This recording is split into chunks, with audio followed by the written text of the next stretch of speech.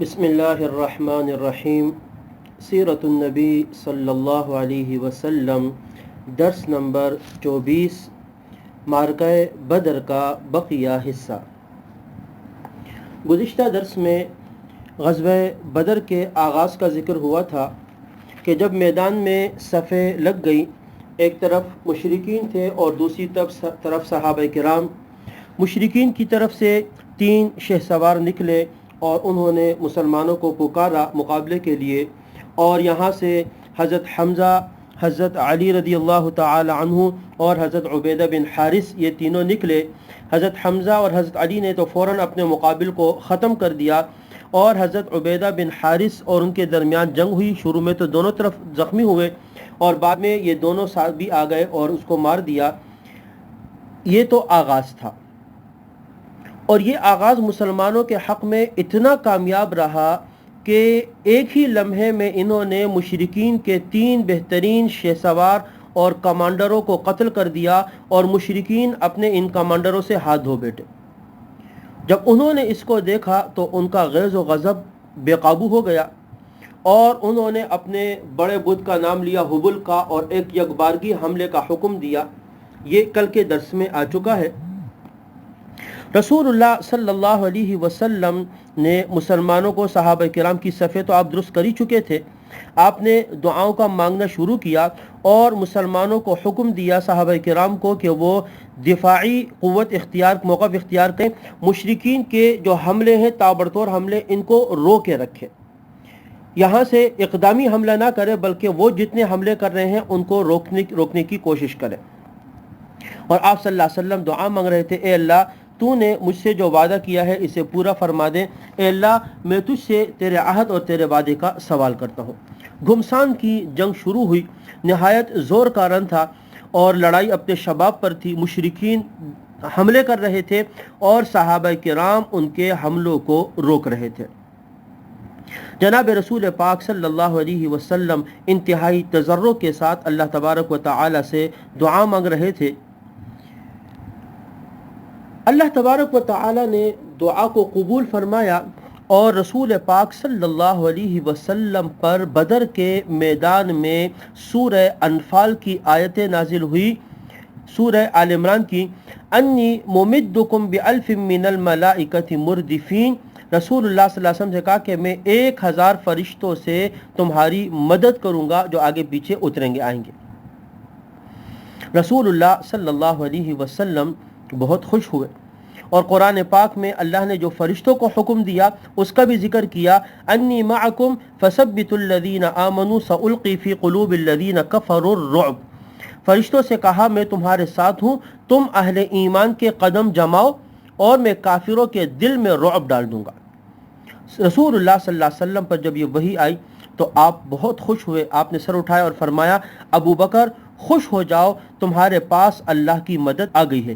حضرت جبرائیل علیہ السلام اپنے گھوڑے کی لگام تھامے آگے ہے، اور فرشتے ان کے ساتھ ہیں، گرد و غبار میں آ رہے ہیں۔ رسول اللہ صلی اللہ علیہ وسلم اپنے چھپر میں تھے، وہ خیمے میں، وہاں سے باہر تشریف لائے۔ آپ نے جنگی زرہ پہن رکھی تھی اور پرجوش طور پر آپ آگے بڑھ رہے تھے اور فرما رہے تھے، سَيُهْزَمُ الْجَمْعُ وَيُوَلُّونَ الدُّبُرَ، سورہ قمر کی آیت۔ عن قریب یہ جماعت شکست کھا جائے گی اور پیٹ پھیر کر بھاگ جائے گی۔ اس کے بعد رسول اللہ صلی اللہ علیہ وسلم، حدیث میں آتا ہے کہ آپ نے مٹھی بھر کنگر اٹھائے، مٹی اٹھائی اور قریش کی طرف ان کو پھینکا اور فرمایا، شاہت الوجوہ، ان کے چہرے بگڑ جائیں۔ اور وہ مٹی جب ان کی طرف پھینکی تو ان میں سے، مشرکین میں سے کوئی بھی نہیں تھا جس کے دونوں آنکھوں میں وہ نہ گری ہو۔ اور یہی قرآن پاک سورہ انفال میں ذکر کرتا ہے، وَمَا رَمَيْتَ إِذْ رَمَيْتَ وَلَكِنَّ اللَّهَ رَمَى۔ یہ جو آپ نے پھینکا، یعنی مٹی کو جو آپ نے پھینکا، در حقیقت آپ نے نہیں پھینکا بلکہ اللہ پاک نے اسے پھینکا۔ رسول اللہ صلی اللہ علیہ وسلم جب فرشتوں کے بارے میں بھی آپ کے اوپر وحی آ گئی اور آپ نے ان کی طرف اس مٹی کو بھی پھینکا اور مشرکین مسلسل حملے کر رہے تھے، آپ صلی اللہ علیہ وسلم نے صحابہ کرام کو جوابی حملے کا حکم دیا۔ اب تم شدو، کہا آگے بڑھو اور چڑھ دوڑو، ان کے اوپر حملہ کرو۔ اس ذات کی قسم جس کے ہاتھ میں محمد کی جان ہے، ان سے جو آدمی بھی ڈٹ کر ثواب سمجھ کر آگے بڑھ کر حملہ کرے گا اور مارا جائے گا اللہ اسے ضرور جنت میں داخل کرے گا۔ آپ نے ابھارا قتال پر، یہ سننا تھا۔ صحابہ کرام میدان کی طرف دوڑے اور انہوں نے مسلسل ان کے اوپر حملہ کر دیا۔ دشمنوں کے حملوں کی تیزی ختم ہو چکی تھی، ان کا جو جوش تھا وہ سر پڑ رہا تھا۔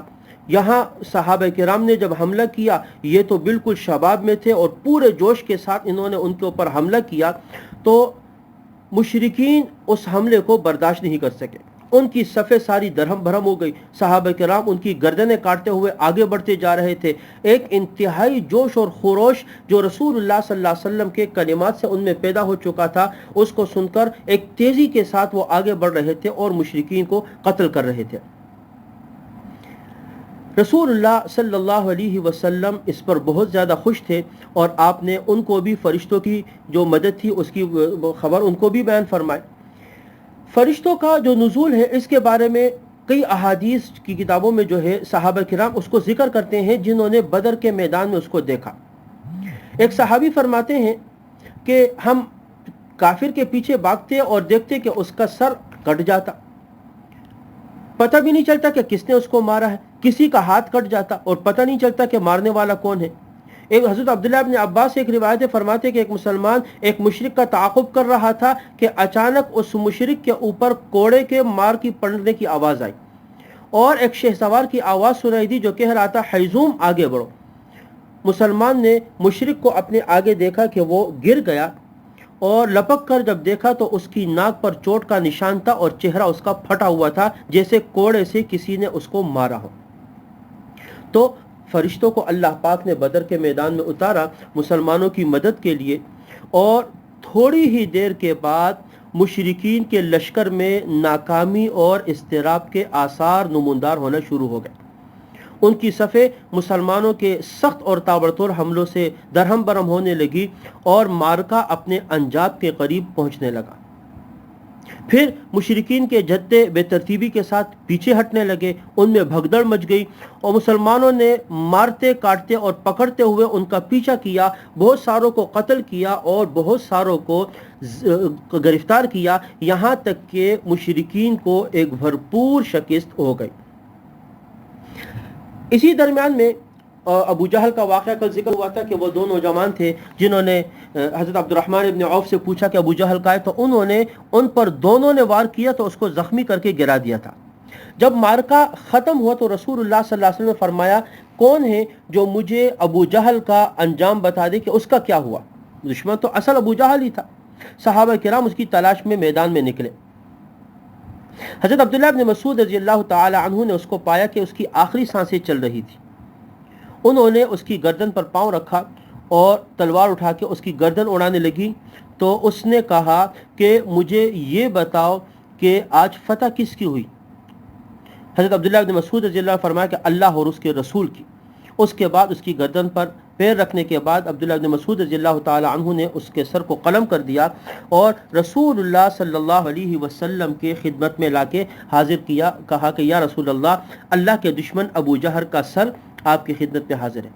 آپ نے اس کو دیکھا اور 3 مرتبہ فرمایا واقعی خدا کی قسم جس کے سوا کوئی معبود نہیں ہے، اللہ اکبر، الحمدللہ الذی صدق وعدہ ونصر عبدہ وہزم الاحزاب وحدہ۔ اللہ اکبر، تمام تعریف اللہ کے لیے ہے جس نے اپنا وعدہ سچ کر کے دکھایا، اپنے بندے کی مدد فرمائی اور تنہا سارے گروہوں کو شکست دے دی۔ اور پھر فرمایا چلو مجھے اس کی لاش دکھاؤ۔ اس کے پاس گئے، ہم نے آپ صلی اللہ علیہ وسلم کو اس کی لاش دکھائی۔ آپ نے فرمایا یہ اس امت کا فرعون ہے جس کو اللہ تبارک و تعالی نے اس انجام تک پہنچایا۔ یہ جو معرکہ تھا بدر کا، مشرکین کی شکست فاش اور مسلمانوں کی فتح مبین پر ختم ہوا۔ اس میں 14 مسلمان شہید ہوئے، 6 مہاجرین میں سے تھے اور 8 انصار میں تھے۔ لیکن مشرکین کو بہت بڑا نقصان اٹھانا پڑا. ان کے 70 کے قریب آدمی مارے گئے اور 70 قید کیے گئے، اور جو اکثر اس میں سے قائد اور سردار اور بڑے بڑے تھے کہ جو اس جنگ میں قتل ہوئے یا پھر گرفتار ہوئے. رسول اللہ صلی اللہ علیہ وسلم نے جنگ کے خاتمے پر ان جتنے بھی مارے گئے تھے ان سب کو بدر میں ایک کنواں تھا گھسیٹ کر لا کے اس کنویں میں ڈالنے کا حکم دیا، اور صحابہ کرام نے ان کو لا کے اس کنویں کے اندر ڈال دیا. یہاں تک بدر کا واقعہ ہے جو جنگ یہاں مکمل ہو گئی. باقی اس معرکے سے متعلق جو مزید باتیں ہیں انشاءاللہ تعالی کل کے درس میں ہوگی. وآخر دعوانا ان الحمد للہ رب العالمین.